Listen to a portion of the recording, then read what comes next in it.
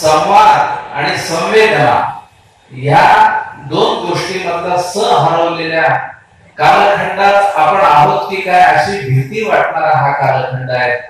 त्यातला स जाऊन वाद आणि वेदनाच फक्त उरली की काय असं वाटण्याचा हा कालखंड आहे।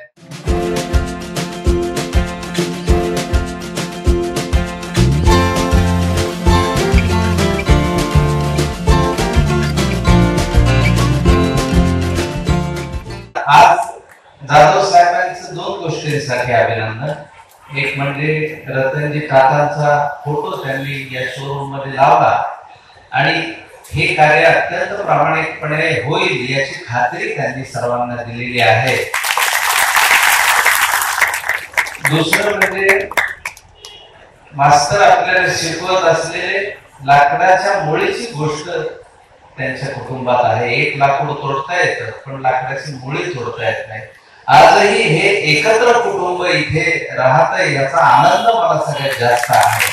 सर्व जिल्ह्यांमध्ये आपला मराठी माणूस एक व्यवसाय पसरवत जातो, त्याला कारणीभूत असतो तो त्याचा दृष्टिकोन आणि त्याची सातत्याने असलेली मेहनत। आपण सुरुवात कुठून केली हे फार गौण असतं, आपण कुठवर पोहोचत चाललो ह्याचा आनंद आपल्याला जास्त असला पाहिजे असं मला वाटतं। एका बेटावर दृष्टिकोन कसा बदलतो, आता तुम्ही एक चांगली गाडीविषयी माहिती विस्ताराने दिली तर तुमच्यासाठी एक महत्वाची दृष्टिकोनाची गोष्ट आहे। एका बेटावर एका कंपनीनं, शूज कंपनीनं पादत्राण विकायला एका सेल्समॅनला पाठवलं। तो त्या बेटावर गेला, त्याने बघितलं त्या बेटावर कुणाच्याच पायाची आपला बुट नाही। त्यांनी वापस येऊन कंपनीला सांगितलं आपला अजिबात धंदा त्या बेटावर होऊ शकत नाही, तिथे कोणीच चपला घालत नाही। दुसऱ्या सेल्समॅनलाही पाठवलं होतं, तो म्हणला आपला सगळ्यात जास्त धंदा तिथंच होऊ शकतो कारण तिथं कोणीच चपला बुट घालत नाही। आपण त्यांना ती सवय लावली तर सगळ्यात जास्त मोठं मार्केट आपल्याला तिथं उभं करता येईल। दृष्टिकोन बदलला की माणसाचा व्यवसाय बदलतो।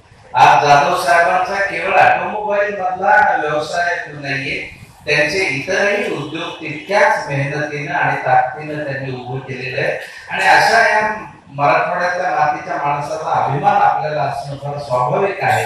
म्हणून आज मी या ठिकाणी मुद्दाम उपस्थित राहिलो आणि ह्या टाटाच्या मोटर्स बघून मला असं वाटलं की आपणही त्या शून्यातनं सुरुवात करत असतो त्यावेळी आपल्यासमोर खरं तर तसं काही नसतं। यश ही मिळणारी गोष्ट आहे आपल्या प्रामाणिकपणावर, आपला हेतू स्वच्छ असेल। आज तुम्ही एवढं लोकांना सांगण्यापेक्षा प्रत्यक्षदर्शी जेव्हा ग्राहक येतील आणि इथल्या विक्रीचाच नव्हे तर सर्व्हिसचा सुद्धा अनुभव घेतील त्यावेळी तुम्हाला तुमची दाद ही मिळणारच आहे असं मला मनापासून वाटतं। कारण उद्घाटन प्रसंगी बोलणं हे तर स्वाभाविक असतं, परंतु पुढचा कारभार हा जास्त महत्वाचा असतो। कारण उद्घाटनाला किती भव्य दिव्यता केली तरी तुम्ही ज्या पद्धतीनं काम करता त्याच पद्धतीनं तुम्हाला प्रतिसाद मिळतो हे अगदी साधं आहे। पण अलीकडच्या या विकसनशील काळामध्ये ग्रामीण भागापर्यंत सर्व पद्धतीचं ग्लोबलायझेशन हळूहळू आपल्यापर्यंत पोहोचतंय, सर्व गॅजेट्स आपल्यापर्यंत पोहोचतायत। ही सगळ्यात महत्वाची गोष्ट आहे असं मला वाटतं आणि त्यातून नवीन पिढीला खूप चांगल्या पद्धतीनं, म्हणजे मला नेहमी असं वाटतं की भौतिक सुख किती घ्यावं हा जरी त्याचा प्रश्न असला तरी सुद्धा संवाद आणि संवेदना या दोन गोष्टींमधला स हरवलेल्या कालखंडात आपण आहोत की काय अशी भीती वाटणारा हा कालखंड आहे। त्यातला स जाऊन वाद आणि वेदनाच फक्त उरली की काय असं वाटण्याचा हा कालखंड आहे। अशा कालखंडामध्ये व्यावसायिकाने काय करावं तर समाज जोडण्याचा जास्त प्रयत्न करावा, आपला ग्राहक तुटणार नाही याची काळजी घेणं ही सगळ्यात महत्वाची गोष्ट।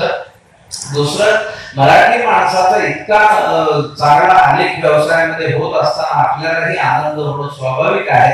एरवी व्यवसायात मराठी माणूस कुठे असा प्रश्न विचारला जातो सातत्याने, पण हळूहळू आपण हे चित्र बदललं पाहिजे। आपण एकमेकांच्या साह्याने उभं राहायला पाहिजे आणि शेवटी लोक आपल्या बरोबर असतील तर आपला व्यवसाय पुढे जाण्याला काही हरकत नसते, परंतु त्यासाठी गरजेची असते तो प्रामाणिकपणा, ती प्रतिष्ठा आपल्याला ती जपली पाहिजे।